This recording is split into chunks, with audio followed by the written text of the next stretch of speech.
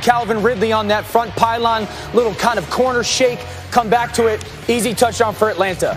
Falcons had a 14-0 lead, and Tom Brady and the offense could get nothing going in the first half. And a big part of it was protection. One, you're getting beat, and then two, there's no plan here for the pressure, for the blitz answer. That's the story of the first half. A bad plan to handle blitz. So it's 17-0 in favor of Atlanta, but then here comes Brady starting to cook in the third quarter. Look at this strike. Greeny, look at this throw, man. Like, watch it from the back angle. You're going to see Tom Brady go from his left, scan back to the right, snap the head, and then watch this absolute rope to Mike Evans by Tom Brady.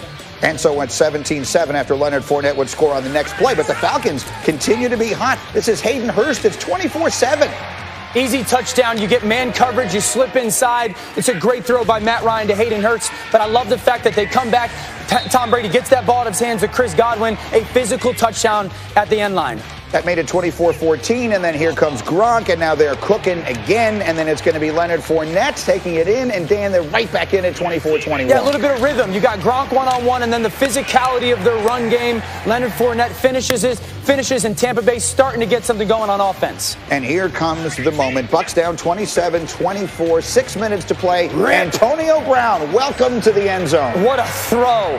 I mean, you talk about a laser from Tom Brady, 43 years old. I don't want to hear it. That ball was absolutely ripped, and then that defense got going a little bit. Pressure package finally got to Matt Ryan. Easy sack for that defense. The defense holds on. AB scores for the first time as a Buccaneer. Brady throws for 390. Tampa, the win. My comments to the team after the game is, if we could play 30 minutes like that, why the hell can't we play 60? And it's frustrating. But Tom he's always been a fourth quarter player, so it's kind of what we expect to do. So the coach wants to know, why is it that we can play that way for 30 minutes and we can't play that way for 60? Ryan Clark, you answered that question in our meeting this morning. It's very simple. The first 30 minutes, this is Bruce Arians' team. Yes. The second 30 minutes, it's Tom Brady's team. There goes your answer. Bruce wanted an answer. I just gave you one. This is why they should bring me in as a consultant. When you look at this team, you listen to Dan speak about this team not being prepared or not having answers for the blitz, not having that understanding. That's because they prepared all week to be a certain thing. They thought that they could be the whatever the hell we want to do Tampa Bay Buccaneers, like he said last week, but they weren't.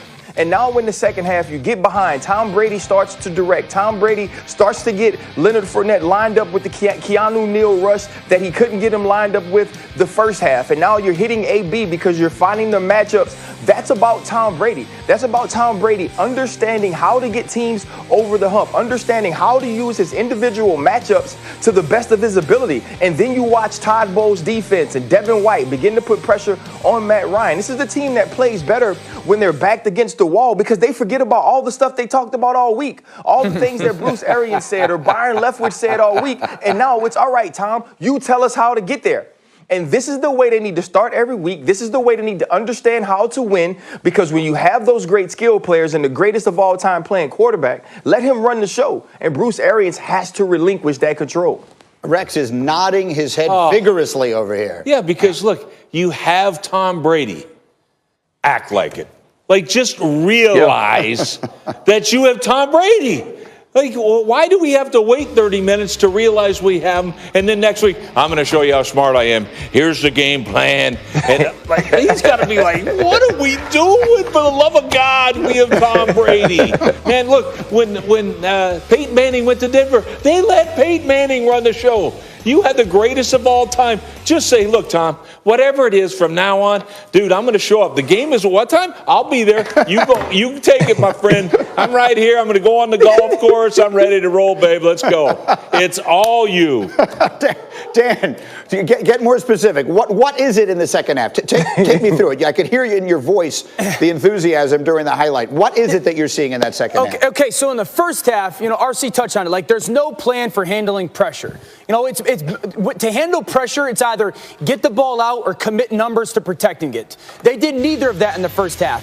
And then the second half, you watch them bringing in an extra tight end. You watch them use a little bit more play action. They committed 6 or 7 guys into their protection because Atlanta had so much success. And all of a sudden, it's like, wait, we're keeping Tom Brady clean. And then I've said this for weeks. Your receivers don't need help. They're that good.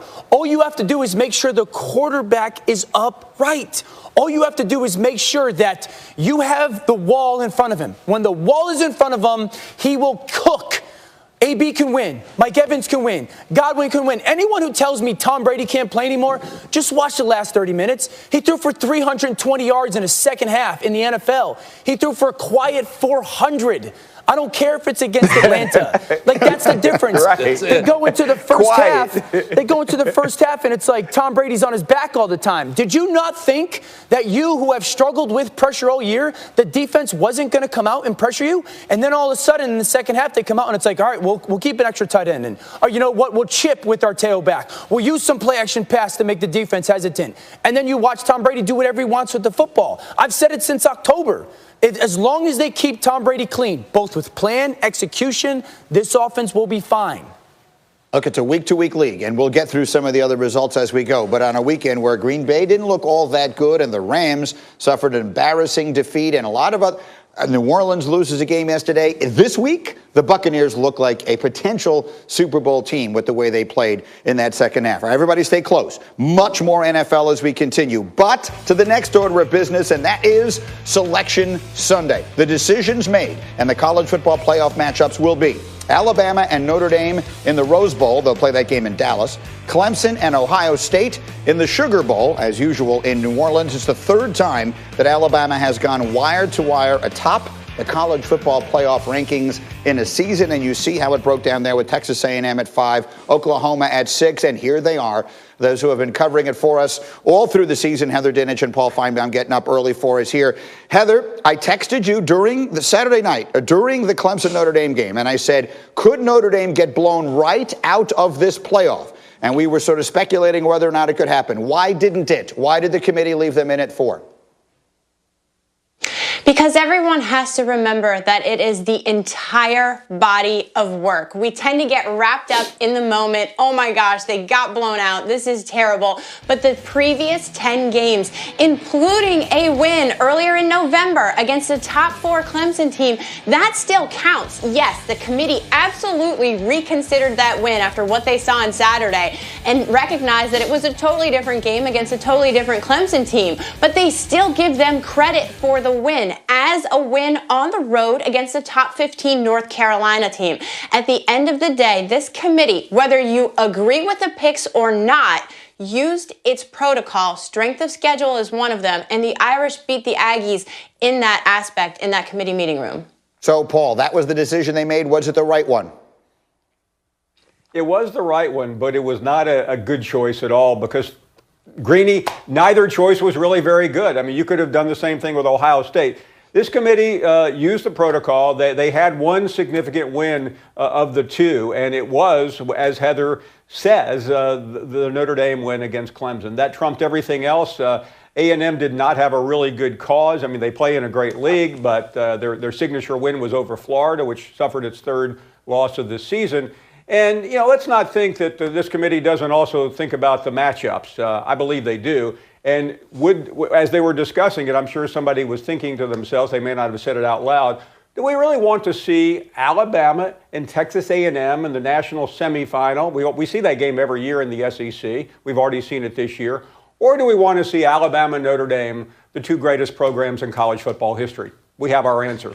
Yeah, we got the 4 brand names in there, right? There's no question of that. It's Bama and Clemson and Ohio State, who have been the preeminent programs in the sport in recent years, and then Notre Dame, which with all of that